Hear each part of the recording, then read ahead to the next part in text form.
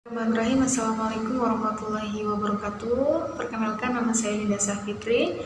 Saya dari PG PAUD semester 6. Video kali ini saya akan menjelaskan tentang intervensi dan terapi anak berkebutuhan khusus, terapi kesehatan. Sebelumnya kita sudah tahu bahwa anak berkebutuhan khusus adalah anak yang memiliki keterbatasan fisik, intelektual, emosi, dan sosial. Anak-anak ini dalam perkembangannya mengalami hambatan sehingga tidak sama dengan anak yang lain. Hal ini menyebabkan anak berkebutuhan khusus membutuhkan suatu penanganan yang khusus. Anak yang mempunyai keterbatasan fisik belum tentu mempunyai keterbatasan intelektual juga. Tidak mudah untuk mengetahui bahwa anak dikategorikan sebagai anak berkebutuhan khusus, sehingga diperlukan frekuensi dari segala psikolog atau seseorang yang sudah mau mengetahui ilmunya. Seorang anak berkebutuhan khusus adalah mereka yang berbeda norma sedemikian signifikan sehingga mereka merusak keberhasilan mereka dalam aktivitas sosial pribadi. Di sini kita akan belajar memahami tentang apa sih kesehatan yang harus kita jaga khususnya untuk anak berkebutuhan khusus, dengan cara yaitu kita mengetahui makanan apa saja yang baik untuk dikonsumsi oleh anak. Mengenal tentang gizi, namun gizi anak dengan sindrom spektrum autisme harus diperhatikan oleh orang tua agar ia mendapatkan nutrisi yang tepat untuk menunjang kegiatan dan penyembuhan secara alami melalui makanan yang sehat. Sebaiknya tidak sembarangan dalam memberi makanan pada anak ABK karena proses penyembuhan penyandang kemungkinan dapat diatasi dengan makanan atau minuman yang sehat. Meskipun menyajikan menu yang sehat dan aman merupakan sebuah tantangan bagi orang tua, tapi hal itu harus ibu lakukan atau orang tua lakukan demi untuk menjaga kesehatan buah hatinya. Makanan yang pertama yaitu makanan yang mengandung berkarbohidrat dan bebas gluten. Dari bebas gluten ini, tahukah ibu, tahukah orang tua, pada umumnya anak ABK tidak bisa mencerna makanan yang mengandung gluten yang dengan sempurna. Oleh karena itu, untuk anak autisme atau ABK, gluten tidak bisa dipecah secara sempurna menjadi asam amino tunggal oleh sistem pencernaannya. Makanan yang sehat untuk anak ABK yang pertama adalah karbohidrat yang tidak memiliki kandungan gluten. Ibu dapat memberikan makanan seperti singkong, ubi, talas, dan jagung. Itu yang tidak mengandung gluten yang terlalu banyak. Yang kedua itu makanan yang mengandung asam folat dan lemak omega 3. Ini sangat bagus untuk anak-anak. Tidak hanya untuk anak ABK, tapi untuk yang lainnya juga. Sebagai orang tua, kita memiliki anak yang, misalkan sebagai orang tua yang memiliki anak yang penyandang ABK, pastinya pola asuh anak akan berbeda dengan pola asuh pada biasanya. Salah satunya itu pemilihan dan pemberian menu makanannya. Zat gizi yang tak kalah penting dalam membantu meningkatkan fokus sang buah hati.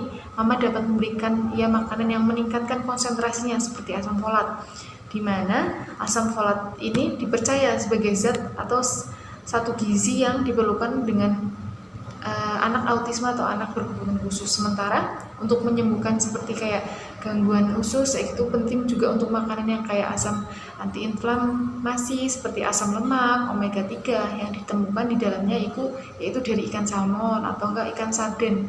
Tentunya kebutuhan asam lemak ini sangat bagus untuk penyandang autisme atau ABK ini.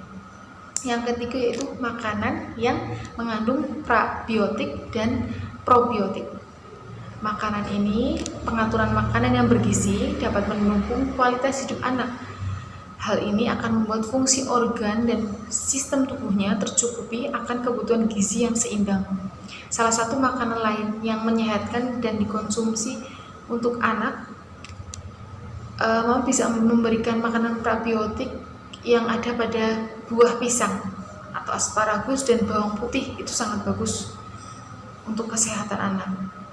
Sementara makanan probiotik dapat ditemukan dalam makanan fermentasi seperti yogurt, non-susu, dan fermentasi minyak ikan kod untuk melindungi saluran pencernaannya. Yang keempat yaitu protein tanpa kandungan kasein. Dari yang keempat ini yaitu makanan yang tentunya makanan menjadi salah satu hal yang dapat mendukung berkurangnya gejala dan meningkatkan kualitas hidup anak. Jika tidak adanya kandungan protein dalam tubuh sang anak, kemungkinan tulangnya akan menjadi lemah. Sedangkan makanan yang bisa ibu berikan atau orang tua berikan selanjutnya adalah makanan berprotein tanpa kandungan kasein seperti es krim, susu dalam kemasan. Jadi hindarkan makanan-makanan tersebut. Makanan sumber protein nabati kasein ada pada kacang merah dan kacang kapri, sedangkan protein hewani ada pada daging, ikan segar, daging unggas, telur, udang, dan kerang. Yang kelima yaitu sayuran dan buah-buahan, yaitu olahraga untuk anak berkebutuhan khusus. Di sini yang selain bertujuan untuk kebugaran tubuh, olahraga merupakan sarana bagi seseorang untuk memperoleh prestasi, itu kejuaraan, dan yang lainnya juga. Lalu olahraga apa saja yang bisa dilatih dan diajarkan kepada anak berkebutuhan khusus? Berikut ini adalah olahraga yang untuk anak berkebutuhan khusus yang bisa diajarkan dan bila berbakat dapat mengikuti perlombaan kejuaraan untuk meraih prestasi. Adalah olahraga renang.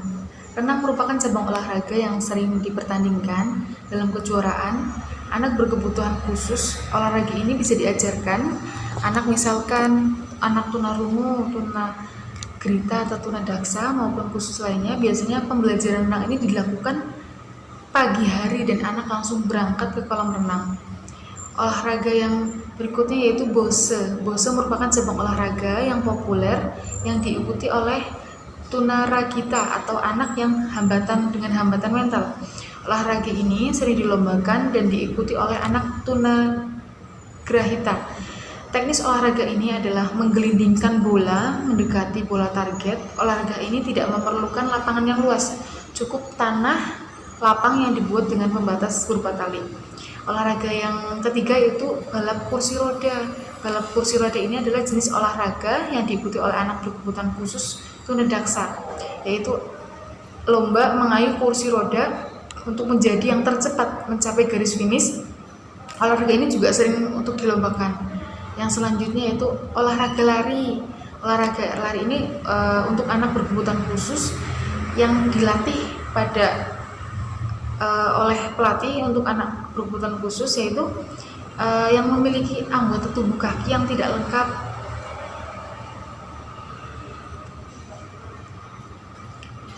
Lomba ini menjadi kejuaraan juga.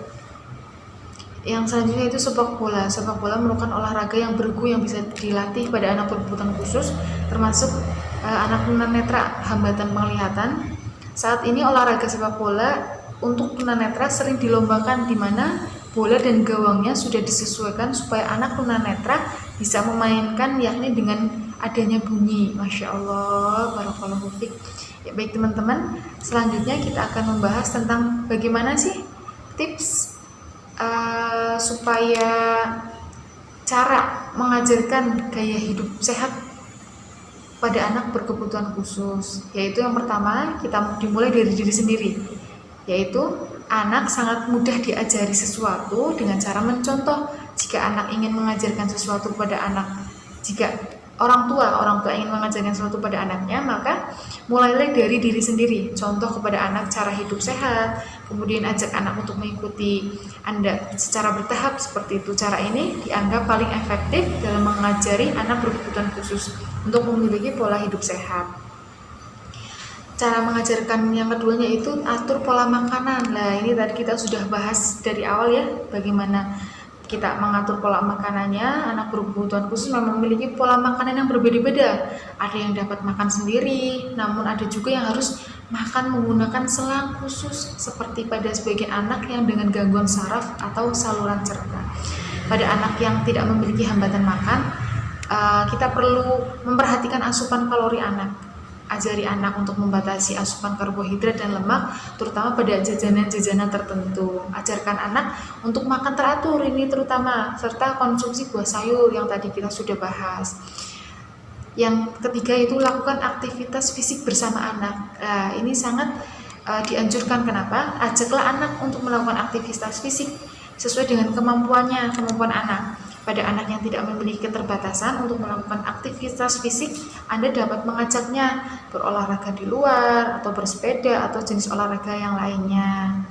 Yang keempat yaitu atur pola tidur anak. Ini sangat penting teman-teman. Kenapa? Karena anak dengan kebutuhan khusus juga perlu diajarkan untuk dapat mengatur waktu tidurnya. Tidur tidak hanya pada malam hari,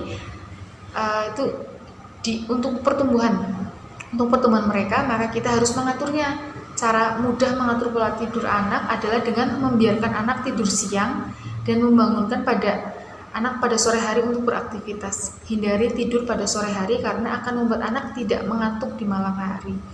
Yang selanjutnya, ajarkan anak kebiasaan-kebiasaan baik. Orang tua dapat mengajarkan kebiasaan tersebut kepada anak, misalnya kebiasaan hidup bersih, bersosialisasi dengan lingkungan, atau melakukan hobi yang lainnya. Jangan biarkan anak terlalu lama di depan televisi, karena ini bukan kebiasaan yang baik jika dilakukan secara berlebihan. Akan jauh lebih baik apabila anak diajak untuk berinteraksi langsung. Teman-teman, tadi kita sudah membahas 3 poin, dan ini yang poin terakhir yaitu pemenuhan hak anak berkebutuhan khusus atas kesehatan di Indonesia. Tentunya kita memiliki hak yang sama.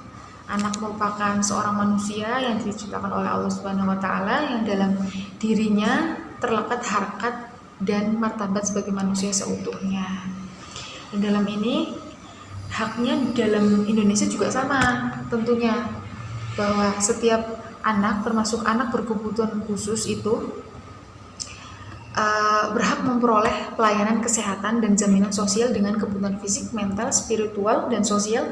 Hal tersebut dinyatakan secara tegas dalam pasal 8 Undang-Undang Nomor 23 Tahun 2002 tentang Perlindungan Anak.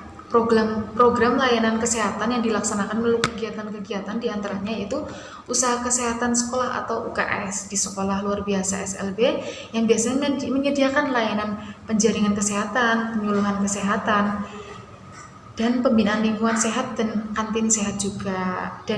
Dan tak lupa ada program imunisasi dan pemberian makanan tambahan untuk anak sekolah, PMTAS, dan pelatihan pelayanan kesehatan bagi anak berkebutuhan khusus kepada tenaga kesehatan. Selanjutnya, pemberian jaminan kesehatan bagi anak berkebutuhan khusus dari keluarga yang tidak mampu, itu juga dibantu oleh program yang dilaksanakan oleh pemerintah. Program layanan yang lainnya juga ada nih, menyediakan alat bantu kesehatan bagi anak yang berkebutuhan khusus. Berkebutuhan khusus ada lagi nih, melalui JKN KIS. Alat bantu kesehatan tersebut adalah seperti alat bantu dengar, kacamata, call match atau kruk dan sebagainya. Yang terakhir yaitu stimulasi intervensi dini tumbuh kembang